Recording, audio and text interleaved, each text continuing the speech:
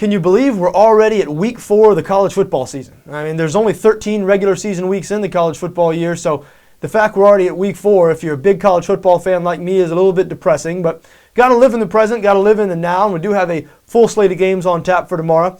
BETDAQ offering markets on several of those games. I want to talk about a couple of them and then get to a couple of my picks. There are a couple of games I like tomorrow. Split 1-1 on the picks last week after going undefeated the week before last. We'll try to get back to our winning ways this week. We'll get to those in a minute. First game I want to talk about, the South Carolina Gamecocks, who've been in the top 10 all year, a first for that school, being in the top 10 through the first 3 weeks of the season. They're hosting the Missouri Tigers. South Carolina installed as a 10-point favorite on BETDAQ in this game. The total is 49. Now, Missouri, as you probably know, this was their first year in the SEC. Lost their SEC opener a week before last against Georgia. But then they responded and beat Arizona State last week, a Pac-12 team, of course. Now, that was impressive because Missouri was without their quarterback, James Franklin, in that game. Franklin is expected to play in this game. South Carolina has also had injury issues at the quarterback position. Connor Shaw, their starting quarterback, sustained a hairline fracture apparently on his shoulder blade in South Carolina's Week 1 win. Missed Week 2 and missed most of the last game. Dylan Thompson, a freshman who's taken over for Shaw, played very well in Shaw's absence. Now, they're different styles. Dylan Thompson is more of a drop-back passer, which is the type of quarterback you're used to seeing in these Steve Spurrier offenses. These last couple of weeks, it's been more what you expect to see from a Spurrier team. Some deep routes down the field, some downfield passing, 5-step drops. Now, to Spurrier's credit, when Connor Shaw was his quarterback last season and the beginning of this season, heading into this season, he really modified that offense. Connor Shaw runs the ball better and he throws it, and so they're doing a lot of read option stuff and doing it with great success. First 11-win season in school history last year, and South Carolina really flew under the radar at the end of last season, mainly because they didn't win the SEC East due to the fact that Georgia didn't have to play Alabama or LSU, but South Carolina won, finished last year on a winning streak, blew out their big rival Clemson, in-state rival Clemson, last game of the season, and then beat a good Nebraska team in the bowl game. So they've carried that momentum on to the beginning of this season. Again, they are a 10-point favorite against Missouri. James Franklin, Missouri quarterback, is expected back. South Carolina has major injury issues in the secondary. DJ Swearinger, well, he's not injured, but he's suspended for a big hit in the game last week. Akeem Auguste, another safety back there, not expected to play this week. He might play. He's still questionable, but just heard last night, Akeem Auguste not expected to play. So James Franklin, they can throw the ball a little bit. Missouri has some good wide receivers. I do expect them to spread the South Carolina defense out, and I expect James Franklin to have some success in this game. And now, will it be enough? It all depends on what kind of South Carolina offense we're going to see. Dylan Thompson, the quarterback who's played the last 2 games, played most of the last game, played all of their second game, he came in their Week 1 game and was not impressive at all. As a matter of fact, I don't think South Carolina would have beat Vanderbilt in that game had Connor Shaw not returned. If you didn't watch that game, Connor Shaw left with an injury. It looked really bad. He looked like he was in some serious pain. Didn't think he would come back. Dylan Thompson came in. The offense was completely ineffective. Shaw came back out in the second half, led the Gamecocks to the victory. When Thompson played the last couple of weeks, though, against East Carolina, and who'd they play last week? UAB, I believe. He looked very good. It looked a lot better than he did against Vanderbilt. However, East Carolina, UAB, those are 2 lower division schools, non-BCS schools. Missouri, even though the Tigers don't have a stout defense, they are better on defense than those 2 teams, and so they'll present more of a challenge. So who will South Carolina go with at quarterback? Right now, Connor Shaw expected to start. We know that offense looks a lot different with Shaw than Dylan Thompson. Now, Steve Spurrier has never been shy about swapping quarterbacks, or if his offense is not working, giving another guy a shot. So Dylan Thompson might get a chance to play in this game, but with so much uncertainty surrounding the South Carolina offense right now, and the fact that they have injury issues in the secondary, I think 10's a little bit much here. Now, I'm not going to have a play on this game because I don't trust Missouri on the road in their first SEC road game. South Carolina has better personnel. When you look at the NFL draft over the next couple of years, there are going to be more Gamecocks drafted than Missouri Tigers.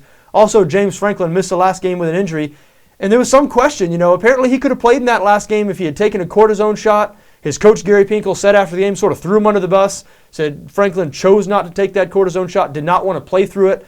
So some toughness questions right now about James Franklin. South Carolina does have injury issues in the secondary, but they can get after it. That front 7 led by Jadeveon Clowney, Devin Taylor, they can get after the quarterback. So if Franklin's not feeling 100%, if a hard hit or 2 might really affect him in this game, he might be in trouble. So I'm going to stay away from this game, but I do lean towards Missouri and the 10 points here. Another game I want to talk about, USC. The USC Trojans, fresh off that shocking upset loss last week at the hands of Stanford. They host Cal this week, rival Cal. USC installed as a 16.5-point favorite on BETDAQ in this game. 58.5 is the total. What do you make of this Cal team? I lost betting against them last week. I like Ohio State in that game. Ohio State was a 16.5-point home favorite over Cal. And really, Cal almost pulled that game out, losing 35-28. My hesitation with Cal stems from their first two games. They lost a home game to Nevada in their first game, which was a bad loss. And then, to me, even worse, their second game, they allowed 31 points to Southern Utah. Southern Utah was a 39-point underdog in that game and put up 31 points on Cal. So this defense has been terrible throughout the first 3 weeks of the year. Nevada scored 31 in week 1, Southern Utah 31 in week 2, and Ohio State put up 35 last week. So USC, we know they can score. Matt Barkley, those great wide receivers, Robert Woods, maybe the best wide receiver in the country. They can throw the ball around, they can score a little bit, so expect the Trojans to put up some points here. However, obviously I was surprised, just like everybody else, that USC lost last week to Stanford. I was also surprised that Cal played Ohio State so tough.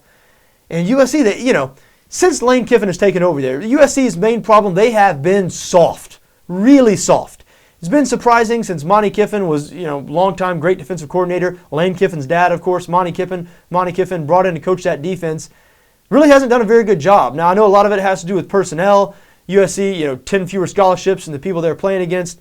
Still, people thought that defense was going to be improved this year, and through the first couple of games, I guess it looked better. But last week, again, against Stanford, just pushed around. This a soft defense. Really makes you question, if USC is going to be able this year to go on to have a successful season, to only lose a game or two. Now, unfortunately for them, they play in the Pac-12 where the teams are known to be soft. I know Pac-12 fans get a little irritated when you say that, but let's face it, Stanford, they're the most physical team in the Pac-12. They're sort of a SEC team with white guys, if you know what I mean. If you watch these teams play, you do know what I mean, but Stanford, very physical at the point of attack, very physical in the front seven on defense. USC had real trouble with that. Good news for them, Cal is not physical on defense. So USC a 16.5-point favorite here. I do lean towards the Trojans to cover. I think they're going to sort of respond and really put one on Cal here this week. But I'm staying away from it because, Cal surprised me last week. Thought Ohio State was going to blow out Cal, and they didn't. And USC gets pushed around last week against Stanford. So going to keep a close eye on this one. Not sure what to expect. 58.5 the total. That is a huge total. But you would expect that. Again, Cal plays no defense. USC has an excellent offense.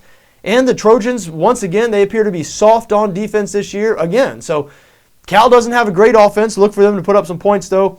58.5, a high total, but look for it to get around there in that neighborhood. Again, I do lean towards USC minus 16.5, but I'm staying away. A couple of games I'm not staying away from. I want to start with the Florida State Seminoles as a 14.5-point home favorite over Clemson. I'm taking the bait here. Taking the bait and betting on Clemson. It does feel like they're just baiting you to bet on the Tigers, doesn't it? 14.5, a very generous line to give a Clemson team that 10th in the country. Clemson's had a lot of success against Florida State recently, including beating them handily last year. This Clemson offense, Taj Boyd, the quarterback, Sammy Watkins, the great wide receiver, one of the best wide receivers in the country, DeAndre Hopkins, an underrated wide receiver on the other side. Might not be quite as explosive as Watkins, but DeAndre Hopkins, an excellent wide receiver himself. Clemson, we know they can put up some points. We saw them last year against Florida State do that. So 14.5 here really feels like a lot, doesn't it? Now, I know the whole world is on the Florida State bandwagon here, and why not? The first 3 games of the season, I think they've won by a combined total of 176-3 or somewhere in that neighborhood. Now, they played, the weak sisters of the poor in their first 2 games, and they played Wake Forest last week, who this year's Wake Forest team is not a very big step up from weak sisters of the poor, but still, you can't argue with the results. Florida State just annihilating these teams. Seminoles are loaded on defense this year. My big question with Florida State revolves around this offense. Excuse me if I don't take these first 3 games very seriously, so let's throw those out. And let's look at Florida State, what they did last year on offense, because it's really the same group coming back this year, led by quarterback E.J. Manuel. Florida State at the end of last season was terrible on offense. Terrible. Not okay, not, sort of struggling, bad. If you watch their last 2 games against Florida and Notre Dame, games which the Seminoles won, they won both of those games, that offense was hard to watch. And again, it's the same personnel back this year. They've all been under Jimbo Fisher's, Jimbo Fisher, the head coach. That's his offense. He runs the offense.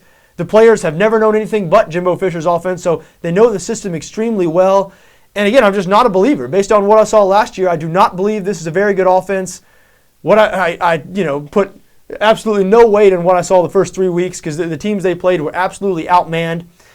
And Clemson, I mean, what will we see this week? Clemson has a bad defense themselves. I mean, keep in mind, this is a defense that allowed 70 points to West Virginia in the Orange Bowl last year. So maybe the Tigers will be improved on defense this year. They do have a new coordinator. I guess they looked a little better in their Week 1 victory over Auburn, even though the Tigers have proven to be limited on offense since that game. So that might have more to do with Auburn struggling on offense than Clemson making some great improvement on offense.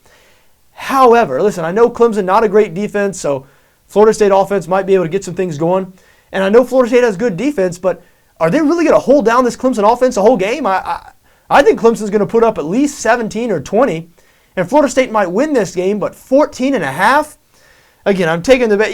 It feels like a little bit of a sucker bet. You see that line, it looks a little big. I thought this line was going to be around 9.5. You see it at 14.5. I mean, it's almost like they're asking you, begging you to bet on Clemson. Well, hey, hook, line, and sinker, I'm taking the bait. I am betting on the Tigers this week, plus 14.5.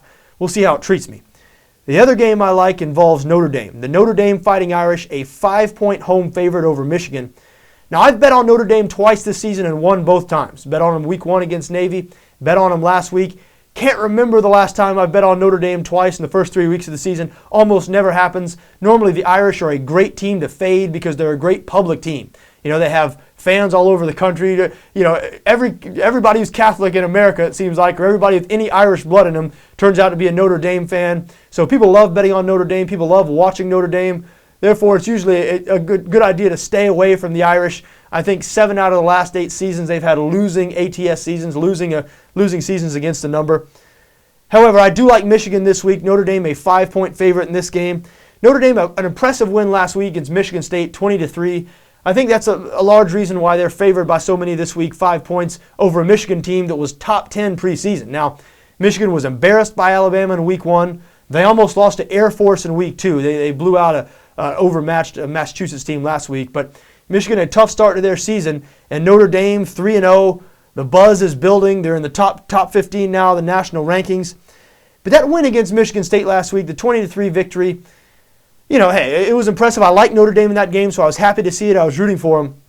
Michigan State is really, really bad on offense this year. I mean, at the quarterback position, they really struggle at quarterback.